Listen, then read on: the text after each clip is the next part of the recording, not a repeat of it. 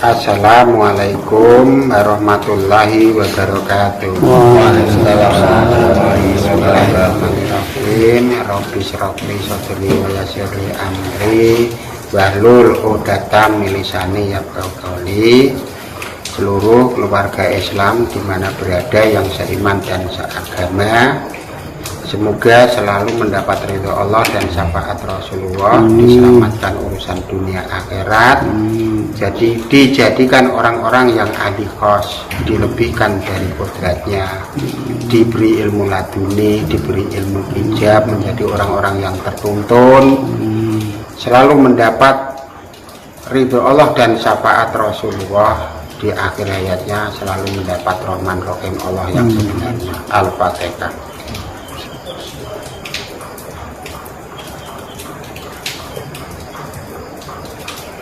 Untuk malam ini kita masih melanjutkan pesan Eyang Syekh Siti Jenar. Itu temanya adalah mengenalkan Al-Quran dan kandungannya menjadi akhlak roh dan jiwa kehidupan orang Jawa Pantai Utara. Judulnya seperti itu. Aku sendiri tidak tahu itu maksudnya Pantai Utara. Jadi yang dimaksud, dia selama berjuang khususnya di pantai Jawa Utara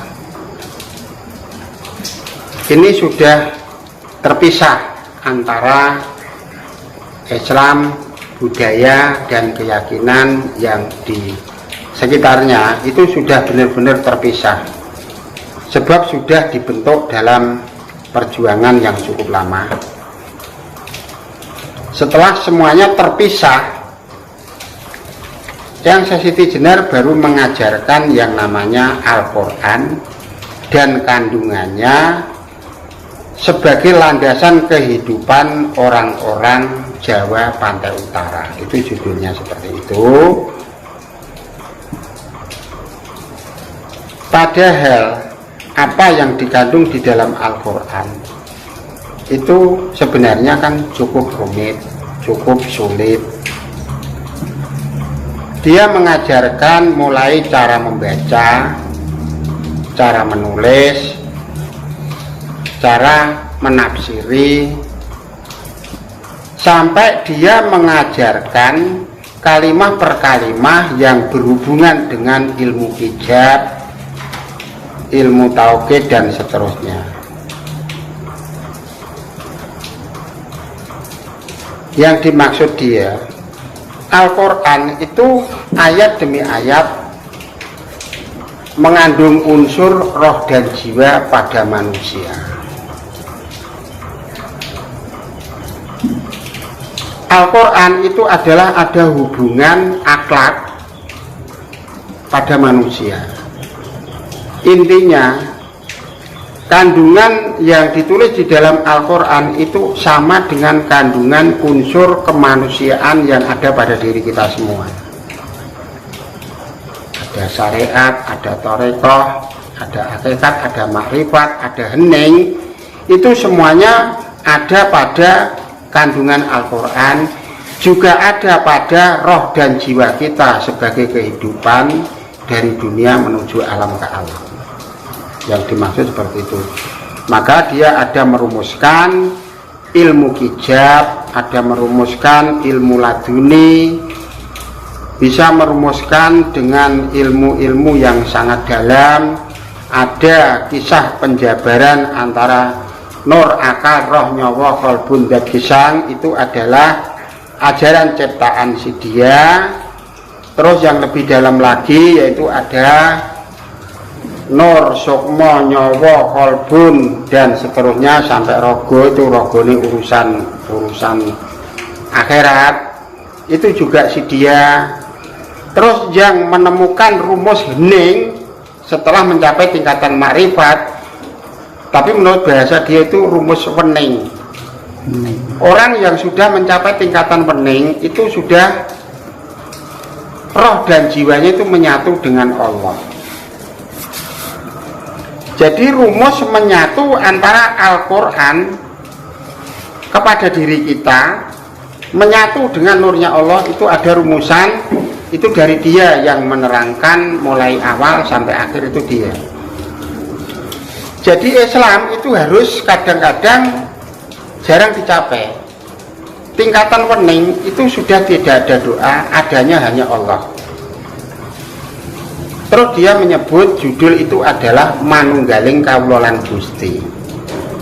Sebab apa? Kawulanya itu sudah pada dirinya dia, dadanya itu sudah penuh cahaya nur Allah, sudah tiada lain.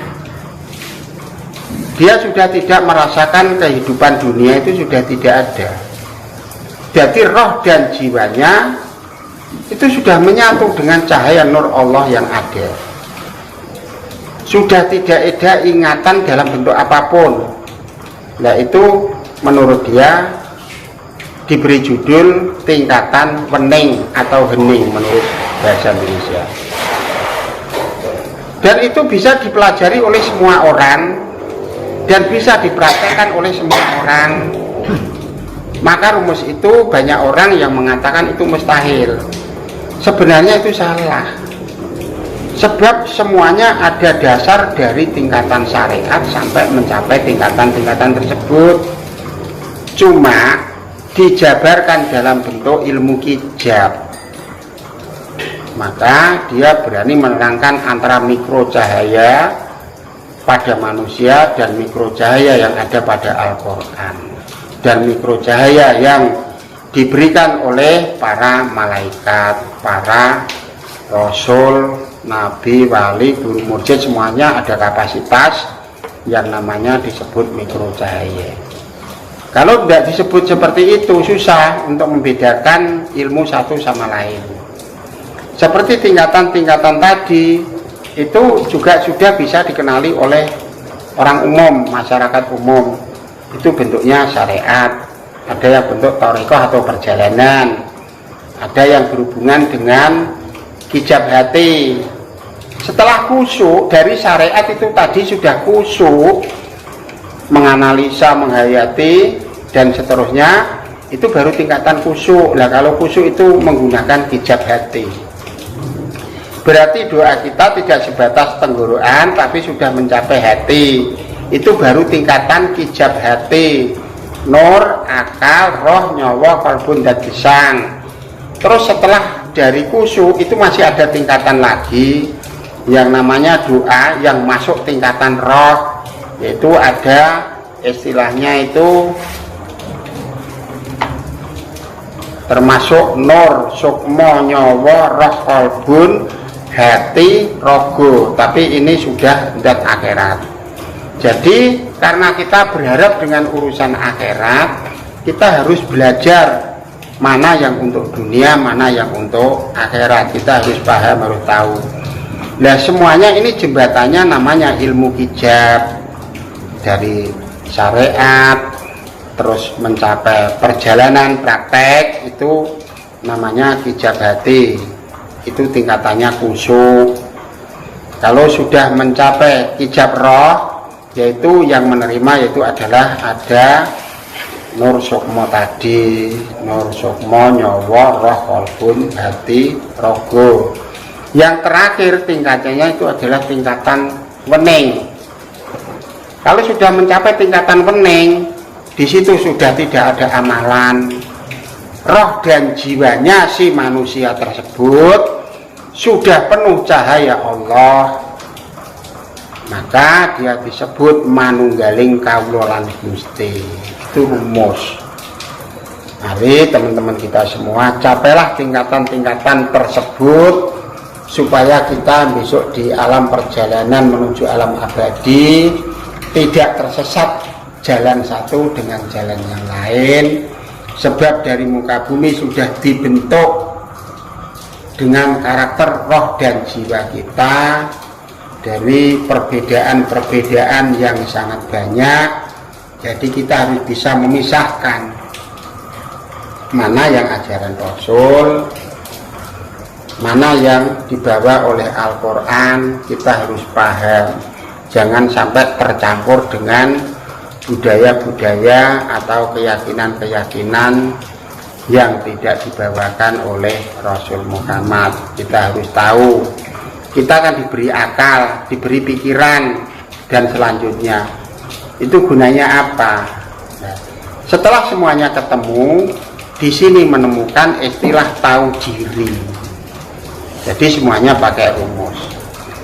Setelah tahu atas segalanya kehidupan di muka bumi, sudah memahami, terus akhirnya kita menjadi orang yang selalu tahu diri, berserah diri, menjadi orang yang akhlakul karimah, menjadi orang yang amanah, selalu menghadap ridho Allah dan syafaat Rasulullah untuk di akhir hayatnya.